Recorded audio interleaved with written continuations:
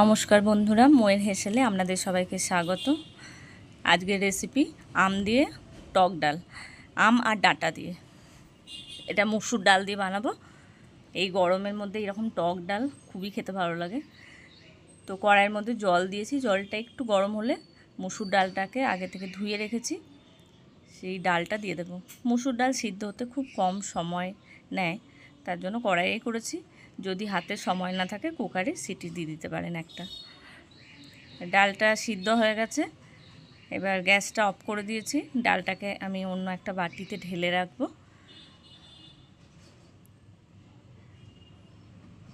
এবার কড়াই চাপিয়েছি, কড়াইয়ের মধ্যে সর্ষে তেল দিয়েছি। অবশ্যই এটা সর্ষে তেলে বানাতে হবে, নয় সেরকম টেস্ট আসবে না।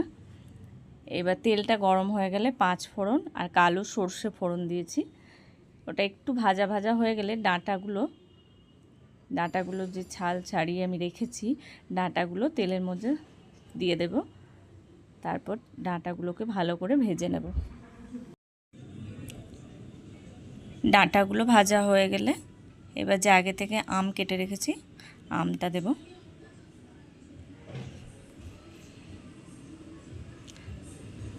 ডালের পরিমাণ যেমন হবে বা আমটা টক ভাব যেমন থাকবে সেরকম আমের পিস দিতে হবে। এবার হলুদ দিয়ে দেবো। এবার ভালো করে ডাঁটা আম ভালো করে ভেজে নেব, একদম সুন্দর করে ভাজবো। এটা খেতেও যেমন ভালো হয়, গরমের দিনে খাওয়াও খুব ভালো।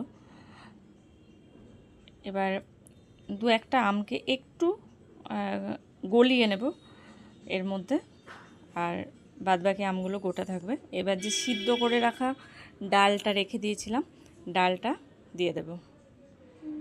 এবার পরিমাণ মতো লবণ দেব, আর টেস্টটাকে ব্যালেন্স করার জন্য চিনি দেব, আর চেরা কাঁচা লঙ্কা দেবো বেশ কয়েকটা। এবার ডালটাকে ফুটতে দেব, তাহলে তৈরি হয়ে যাবে আম দিয়ে টক ডাল। খুব কম সময়ে খুবই একটা উপাদেয় খাবার তৈরি হয়ে যাবে। লাঞ্চে এরকম গরমের সময় যে হারে গরম পড়েছে, এরকম টক ডাল থাকলে আর কিছু লাগবে না।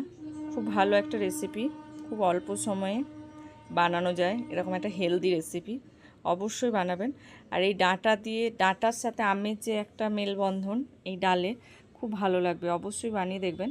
শুধু আম দিয়ে ডাল করি, কিন্তু এই ডাঁটাটা দিয়ে ডালটা করে দেখবেন, খেতে অপূর্ব লাগে। আমার হাজব্যান্ড তো এই ডালের ফ্যান, প্রায় দিনই এই ডালটা বানাতে বলে। এখন ডাঁটাও প্রচুর পরিমাণে বাজারে পাওয়া যাচ্ছে, আমও পাওয়া যাচ্ছে। তো অবশ্যই বানাবেন এবং কমেন্ট করে জানাবেন রেসিপিটা করে যে কেমন।